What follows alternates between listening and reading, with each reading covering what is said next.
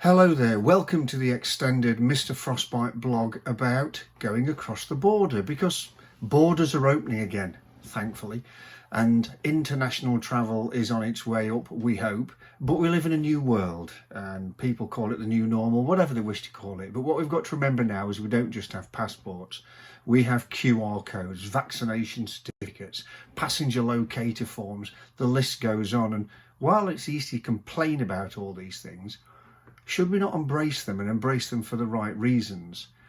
See, passports aren't new. They first came out in the 1540s with Henry V. Very different to what we see now. The mass passport that we understand now probably came out in the 20s.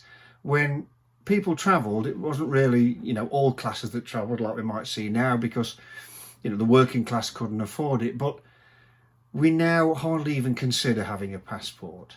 And very often, even if you're not using it to travel, if you want to buy something or look at something where you need ID, people say we need photo ID, we use our passports. And they're very modern now, chipped, all the rest of it. What I would say though is I had a horrendous experience renewing mine last year. Tragically, my mum wasn't very well and sadly died, and I'd booked to pick up a passport at a passport office in the UK whose customer service was less than appalling and just horrific. They wouldn't pick up phones, they were charging terrible amounts to sit on hold, and they really didn't care. This needs sorting out. Thankfully, we only have to deal with them one every 10 years, because that's enough. But none of us can travel overseas without having a passport. But my view is that lots of us fail after that point. Let me try and explain. We go overseas, we take a passport and hopefully our flight tickets or ferry tickets, wherever it is.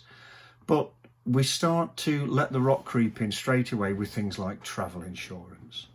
Time and again I hear of stories of people who have gone overseas on holiday or for whatever and thought, well, I'm not paying for insurance, it doesn't matter. It's a bit too expensive. I can't afford it. I didn't think I'd need it. Nothing ever happens to me, and tragically things do happen, and I know this very well after the number of disasters I've had. And it doesn't have to be a horrific mountaineering expedition like I go on. It could just be the fact that you were knocked over. Road traffic accidents are very common around the world. People get knocked over by scooters. You've only got to be ill and have a genuine internal complaint that nobody knew about, and you could be facing bills of thousands, tens or hundreds of thousands of pounds.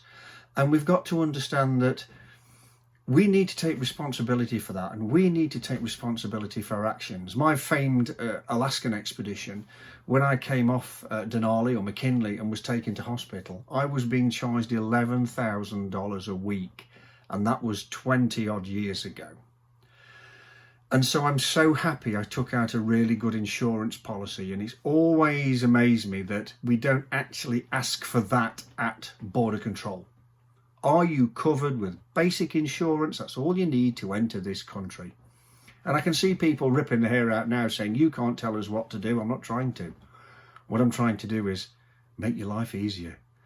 And I've written a blog, and through the blog on my website, all the links talking about all the subjects I'm in are pasted in there. And I wrote with Summit Insurance a few years ago about travel and insurances for if things go wrong and perhaps you're injured and you can't work when you get back. Something, again, we've got to consider. Of course, we've also got to consider the C word, COVID. And when that arrived, everything stopped, and things, as I say, are hopefully opening up again. And things are different from country to country. And this is quite confusing for a lot of us because things move very, very quickly. But what I've seen, and I've recently been overseas, is the basic thing is you need to be fully vaccinated against COVID. Now, I know this is a huge can of worms for some people that don't want to be vaccinated or can't get vaccinations, and we'll go into that. The thing is that I chose to be vaccinated, and I had COVID over Christmas, so I actually have a recovery certificate as well. And some people have used recovery and been able to use recovery as a way of gaining the fact that, well, I class as a semi-vaccinated or vaccinated status. Some countries are pulling that away now.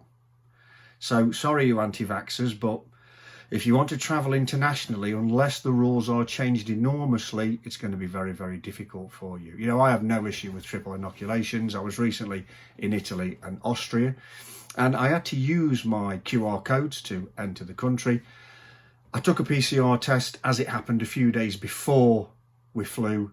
That was scrapped, but okay, still took it anyway with the fears of I'd had COVID within 90 days. Thankfully, it was clear. But I didn't only need that QR code to clear immigration. When I was in Italy, I actually needed it to activate my ski pass and even enter a pub for a drink. That's how strict it is. Now, I have no issue with this. Again, some people might think it's a civil liberties issue. I have no issue with this at all. I'm very happy to show my certificate and get on with the world.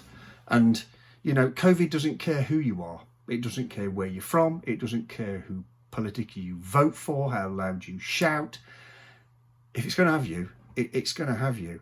And I was impressed by both Austrian and Italian authorities. They were very particular about the fact that you have to wear an FFP2 face mask, not just an ordinary surgical mask or pulling a buff up or whatever. And on a number of occasions, I'm on the ski lifts and there's people in the queue putting a buff up, and the Italian cabinieri actually pulled them out the queue and gave them the rollicking of their lifetime. Now, you might say, do they deserve it? The signs were very clear. Everybody who knows to go, it's very clear. It's all over the place. If you can't read, I can't help you. Don't try to keep changing the rules, because I tell you what, Italy and Austria are incredibly strict. When we're in the airport coming home in Innsbruck, people were seen not wearing the correct mask and the police pulled them up for it, and they were polite but extremely firm. Now, again, I have no issue with this. I think in the UK we've been incredibly laissez-faire. I prefer the straight approach of this is the line, you have to deal with it. Whether you like it or not is another matter. But you see, COVID doesn't care who you are, as I've said before. It's not bothered. And you're protecting, you know, everybody else. You may have COVID, you may not know. Protect everybody else as well. It's a public thing. Now, of course, people have chosen not to be vaccinated for a number of reasons. That's their choice. But if the world, as I say, still insists on proof of vaccination to travel, well, so be it. As I've said, vaccination is one thing and inoculations are another, in the fact that many people, and I've travelled internationally for many, many years, have had all kinds of things for extra tetanus boosters, rabies, Japanese encephalitis, all kinds of hepatitis and whatever else, and we've never needed to show any proof of any of it. The only one we've ever needed was a yellow fever certificate. Now, again, people might say, well, why do you need all these inoculations? It'll never happen to me. Well, I've seen people get really ill overseas with these things. Sometimes I disagree with malaria tablets, but I'm going to take them when I'm in the jungles. My grandfather served in the Burma campaign in World War II and brought malaria home. And I have very distinct memories as a child of watching him shivering in the burning summers because he was cold. And I don't want to go through that. To me, it's all about being responsible.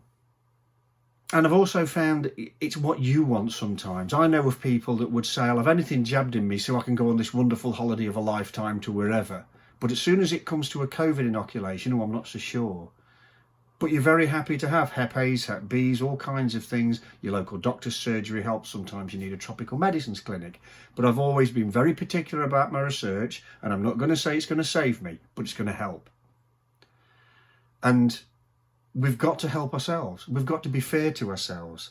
Now, I know it's not easy for everybody. There's some awful stories in the press at the moment, awful or not perhaps, where certain countries have said you can't bring your children in because they're not vaccinated. And that must be really tough for families. You want to go somewhere for Easter, for a holiday break.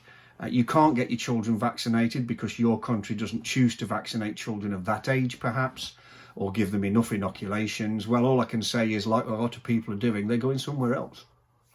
And there's nothing we can do about that at the minute. It is a difficult one, and I've got a lot of sympathy with families that want to get overseas and, travel again. But I'm still of the view that we should travel with a passport and insurance and inoculation certificates. And I've said this for years, this is not a new thing. And I think we need to produce them at passport control just to say, this is who I am. Even if it's a basic policy, I am covered to help myself, and I have the correct inoculations that we think we need for this area or country or whatever. Now that's my view. Some people may or may not agree with it. That's why I do these blogs. But I always say to people, remember the great thing that when you're traveling anywhere, overseas, to any other country, remember one thing: you are a guest in that country. Be decent, be polite, and act like that guest.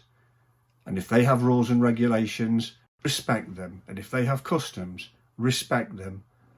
And then the world will surely be a much better place. Thanks for listening. I hope you have a great time. I hope you get out travelling, and I hope to catch you on the hill very soon. Take care.